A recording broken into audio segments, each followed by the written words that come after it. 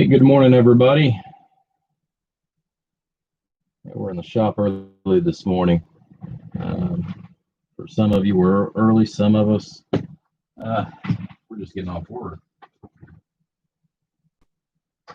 So I've had a few people ask me about this already. This is one of them that I'm going to have set up for the break that's going on Saturday. So it's an old school build. Using the HG 2879s. So that's where we're at this morning. But I figured I'd go through here with you guys and show you what we've got going on. We're using the old style iron transformer. I've got this one set up right now on the medium tap.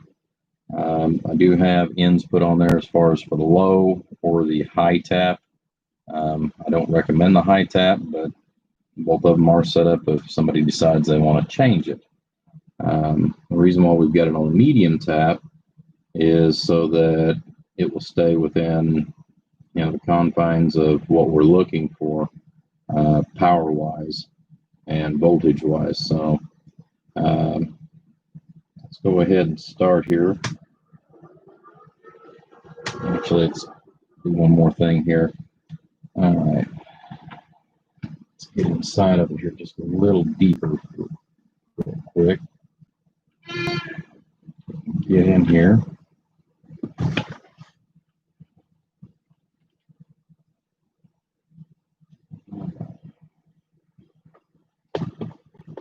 Might just be easier if I just tilt it a little bit.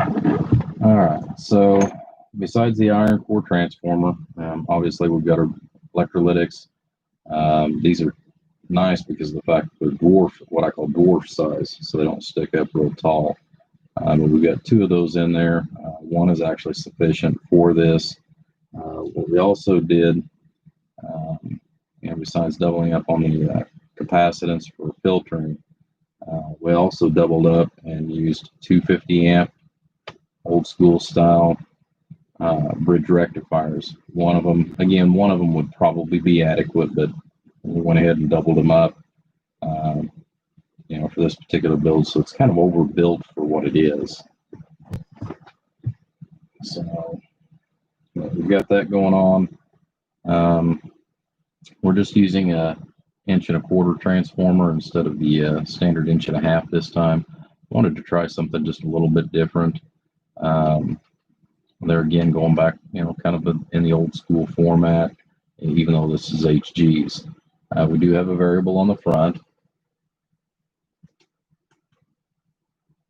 So that way we can kind of do a dial a watt, as you might want to say.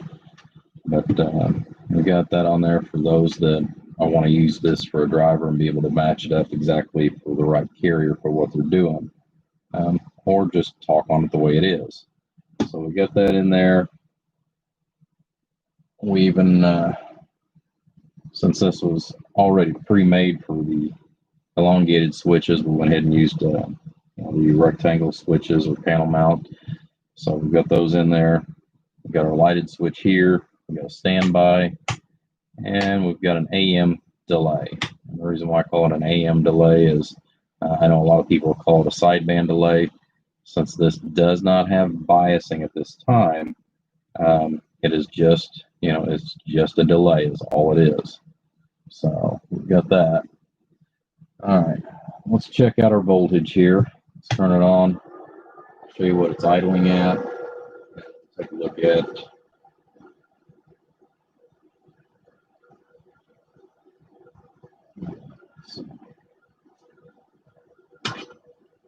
our idle voltage, and then we're going to look at our pull down voltage. I've got this set at somewhere around 30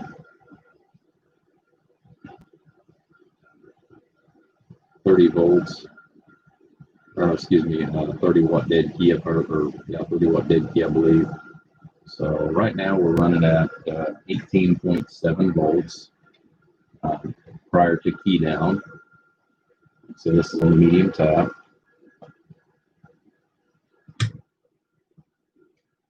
Key down. 15.7. Audio.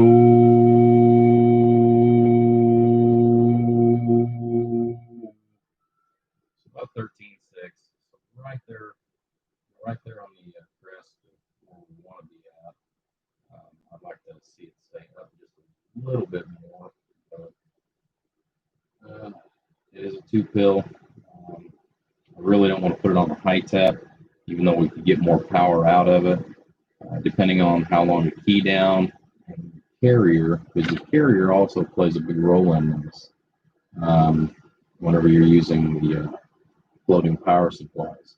So we want to make sure that we don't overvolt it and cause issues there either. So, all right, let's shut this back off for a second. We're going to show you pass through, going back to the 5,000 watt per dummy load. Hello, audio, maybe a tenth of a watt. What we got as far as I'm going to talk through. All right, so we'll look at our input reflect going back to the dummy, or excuse me, going back to the radio. Hello, audio. About 2/10 of a watt. Get over here, get all 3 of these meters in. 5 watt slug in reverse, 500 watt slug in 1x position for a peak, and our 250 watt per dummy load, or excuse me, 250 watt slug for RMS.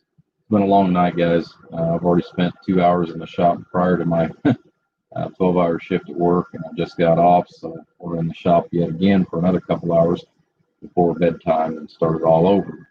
All right, so 5 watt slug in reverse, going back to the amplifier, 500 watt peak, and 200 RMS.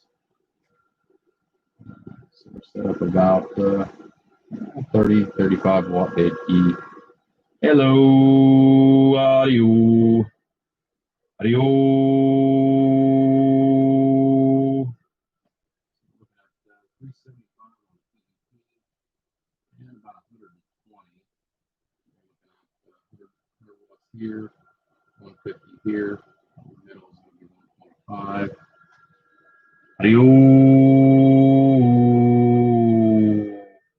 Audio. So 125 on the RMS. What we're getting right now is 375 on the peak. So got a little variable.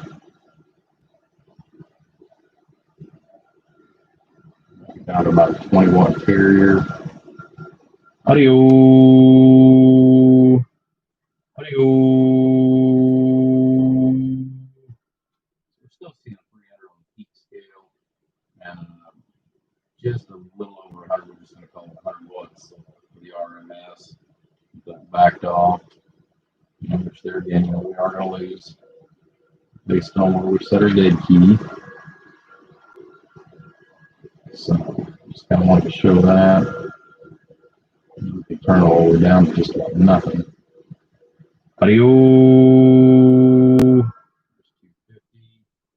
Audio.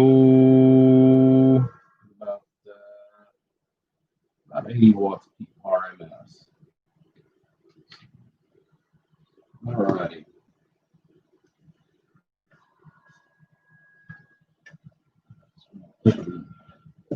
Lid back on this girl. Let you guys could look at it on the overall.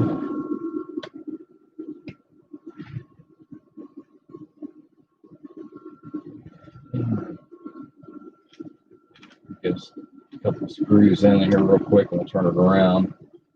But we went with the square labels instead of the oval like what you normally see. Part of it's I'm getting really low on the ovals right at the moment, so I got to get some more of those made up here, hopefully within the next few weeks before we run out. I'm already out of some of the larger ones. This is build number, since we started with the HGs, build number 475. So, Got our little warranty tag here. Since build number is 475 since we started with these HGs. Granted, I know there's a lot of people that's built way more than that, but you also have to remember I do radios or have done radios for over the last several years as well. So, and we get good airflow going through the case as well. But alrighty, guys. Hope you enjoy it. Like I said, I do apologize for being a little sluggish. Like I said, it's been a really long night. All right, everybody. I appreciate it. Have a good one. We will catch you later.